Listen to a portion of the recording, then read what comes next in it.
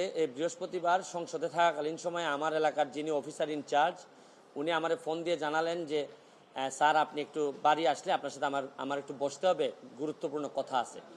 তো শুক্রবারে আমি বাড়ি যাওয়ার পর উনি দুপুরবেলা আমাকে বললেন, আমাকে একটা মেসেজ দেখালেন যে উনাকে একটা লোক 2-3 দিন ফোন করার পর উনি যখন আমলে নিচ্ছিলেন না তখন উনারে একটা মেসেজ দেয় যে ওই লোকটা, অজ্ঞাতনামা লোকটা আমার সাথে দেখা করতে চায়, কথা বলতে চায়, দেখা করতে চায় না, কথা বলতে চায়। তো ওসি সাহেব আমলে নেননি। পরে যখন মেসেজটা দেখছেন, যে মেসেজের মধ্যে আছে, দেখা যাচ্ছে যে একটা কন্ট্রাক্ট কিলার গ্রুপ যারা হায়ার করা হয়েছে তারা নাকি অ্যাক্টিভ, তার বক্তব্য অনুযায়ী।